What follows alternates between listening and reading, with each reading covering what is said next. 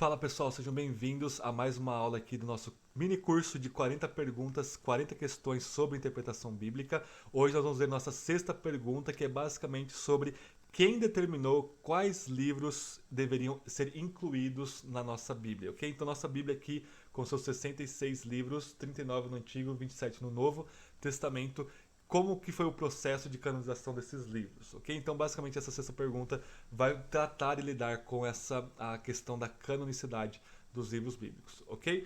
E, pessoal, nós estamos nessa série, então, de 40 perguntas do livro do Robert Plummer, publicado em português pela Editora Fiel. Vou deixar o link aqui nas descrições para vocês adquirirem o livro.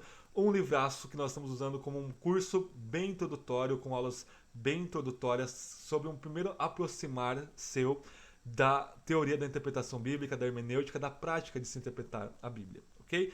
Então nós vamos ver essa sexta pergunta sobre cânon. Nós estamos nessas primeiras perguntas tratando de questões fundamentais sobre a Bíblia em si, ok? E nós vamos essa questão da canonicidade. Então, pessoal, seguinte, uh, o Robert Plummer ele vai colocar aqui para nós que existe esse debate muito grande entre católicos e protestantes e realmente as nossas aulas aqui são bem introdutórias, eu não entro em debates, em nuances, não entro em questões muito complexas, porque depois dessas 40 mini aulas, nós vamos ter aulas mais profundas e complexas sobre interpretação bíblica aqui no canal. A gente vai precisar fazer esse trabalho de base aqui primeiro, né, para nós adentrarmos em coisas maiores, certo? Então, dentro desse debate, o catolicismo romano, né, oficialmente, ele vai dizer que a Bíblia ela é autorizada pela Igreja Católica, ok? O que é isso? Quer dizer que é a Igreja Católica quem determinou e no passado quem determina quais livros entraram ou não. Então o que é autorizado? A Igreja Católica deu então a autorização, o aval, a aprovação para que livro X e livro Y entrassem na Bíblia e os outros livros não entrassem, ok? Por outro lado, uma visão protestante, reformada, evangélica, vai dizer que a Bíblia não é autorizada, ela é autoritativa, ela é autoritária. Ela em si mesma, objetivamente, tem autoridade por ser a palavra de Deus. A igreja não outorga a Bíblia ser palavra de Deus, porque isso é um absurdo. Ela não seria a palavra de Deus, ela seria a palavra da igreja, mas a Bíblia é em si mesma, a priori, a palavra de Deus, inspirada pelo Espírito de Deus como seu autor, né? Falando sobre Cristo, nos levando à salvação, edificando a igreja e tudo mais. Então, por ser autoritativa, a Bíblia ela se impõe, ok? E ao se impor, a igreja reconhece, a igreja ouve a voz do Espírito na palavra de Deus, é transformada e salva pela palavra, pelo Espírito através da palavra, que é o Evangelho do nosso Senhor Jesus, e nós reconhecemos e nos dobramos diante então da palavra de Deus, das Escrituras Sagradas, ok? O que é uma visão, parece uma nuance muito detalhada, né, no sentido de autorizado e autoritativo, mas existe um mundo então de pressupostos repertórios que distancia uma teoria da outra. Ok? Então a Bíblia ela se autotestifica como palavra de Deus, ela fala de si mesma como palavra de Deus, e por última análise, em última análise, é o próprio Deus triuno quem testifica que as Escrituras é a palavra dele mesmo. Né? A igreja ela não autoriza nada, então ela apenas reconhece e se dobra diante da autoridade do texto sagrado. Ok? E ele começa falando então dessa questão de autoridade e a questão de autoridade bíblica do cânon, e ele vai falar do Antigo Testamento. O Antigo Testamento é mais tranquilo porque até mesmo os judeus antes de Cristo já reconheciam então o cânon fechado do Antigo Testamento, que nós chamamos de Tanakh, que é a Torá, que são os escritos de Moisés, os 5 livros primeiros livros da Bíblia, que é o T do Tanakh, o Nevim, que são os profetas, que são 4 profetas anteriores e 4 posteriores, que é um pouco diferente da nossa divisão grega, né? Então nós temos Josué, Juízes, Samuel e Reis. Samuel é um livro só e Reis é um livro só originalmente, né? A gente separa em dois. São os 4 profetas anteriores. Os 4 profetas posteriores são Isaías, Jeremias, Ezequiel e os 12. Os 12 profetas menores são reconhecidos como um conjunto de livros só pelos judeus, ok? Depois do Nevim, que são esses 2 conjuntos com 4 profetas em si nele, livros proféticos neles, nós temos o Ketuvim, que é o K, né, o Q lá do Tanakh.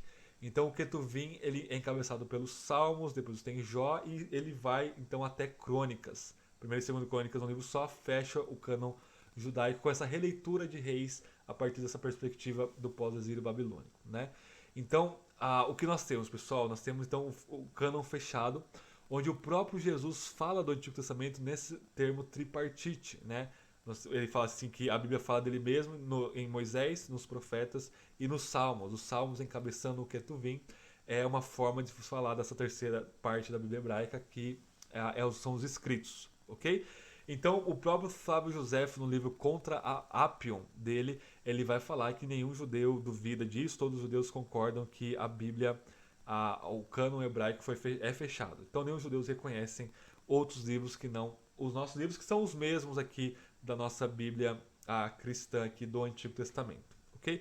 Quando a gente passa para o Novo Testamento, a questão é um pouco mais complexa, mas nem tanto complexa assim, ok?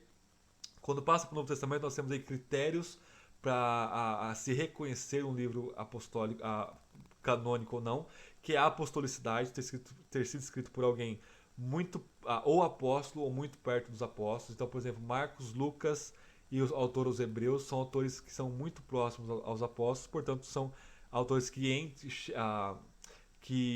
entram então como autoritativos no cânon, entram como escritos canônicos, ok? Catolicidade, então, ou toda a igreja, ou pelo menos a maioria da igreja reconhece como autoritativo, ok? E ortodoxo, ou seja, eles não podem se contradizer de forma alguma, ok? Portanto, nós temos aí os 27 livros do Novo Testamento também fechados. Um estudioso chamado C.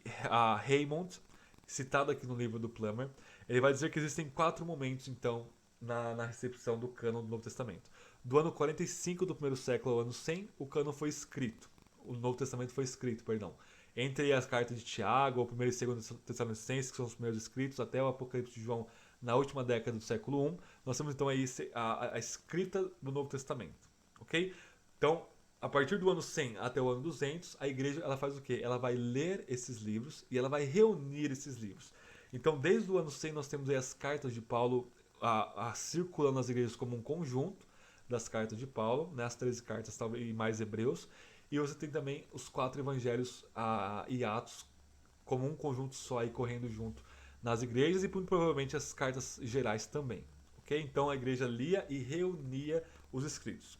Do ano 200 ao 300, a igreja cuidadosamente leu esses escritos, né, e comparou com os escritos espúrios, os escritos apócrifos do Novo Testamento, que na sua maioria eram escritos gnósticos. Por exemplo, nós temos essa grande biblioteca de Nag Hammadi, que são escritos gnósticos pseudepígrafos, atribuindo autoria apostólica quando não tem. Como, por exemplo, o Evangelho de Tomé, o Evangelho de Pedro, e tem uma miríade de livros aí que a igreja leu, diz, não, isso aqui não tem nada a ver, não é apostólico, não é reconhecido pela igreja e não é ortodoxo, portanto não entra no cânon. Foi escrito depois, no século 2 e 3, não entra no cânon. E por fim, no ano 300 a 400, existe uma concordância completa sobre o cânon do Novo Testamento. Okay? A gente pensa que é um grande período de tempo, mas na verdade é um milagre, e é um curtíssimo período de tempo que em 4 séculos, né, 3, 4 séculos, a igreja entrou no consenso pleno.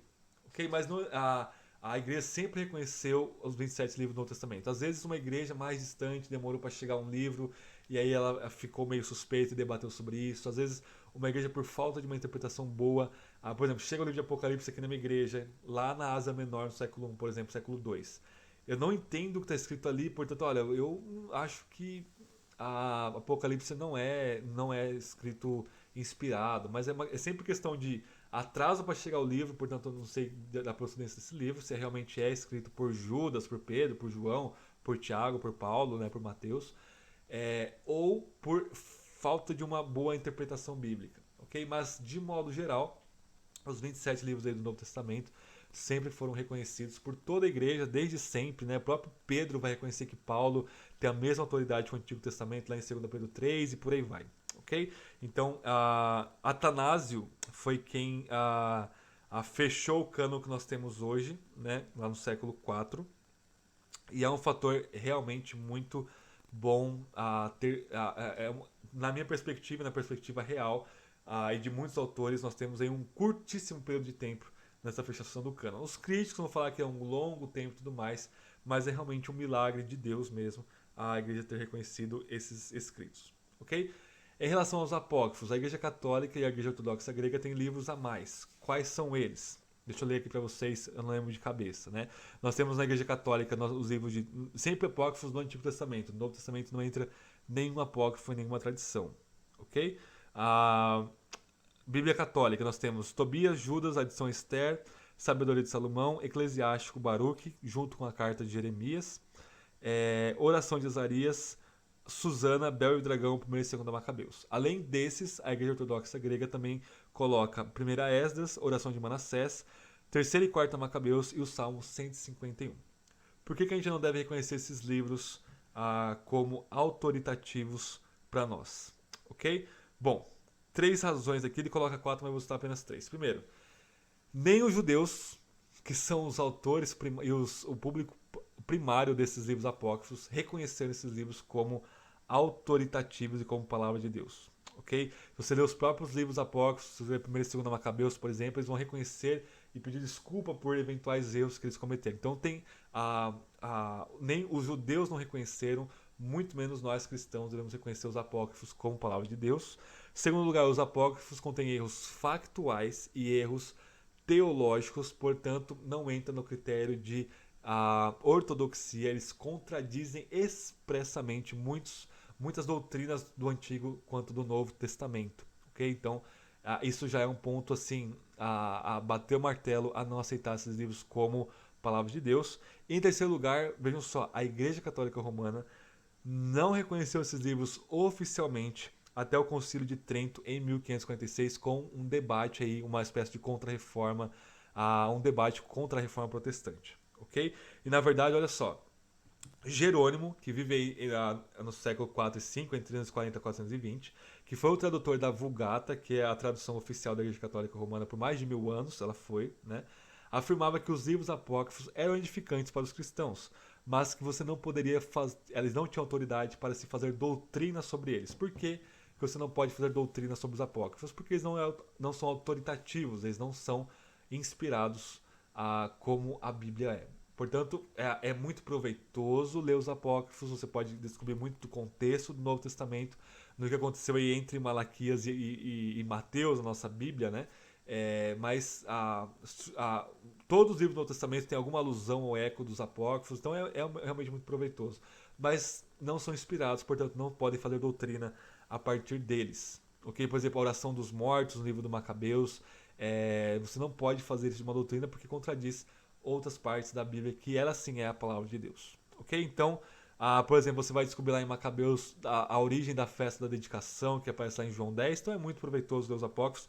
Em algum momento aqui no canal eu vou trazer para vocês uma resenha de cada livro dos apócrifos, pseudepígrafos, de toda a literatura judaica do Segundo Templo, para vocês conhecerem esse material que é extremamente importante para a pesquisa bíblica mais avançada.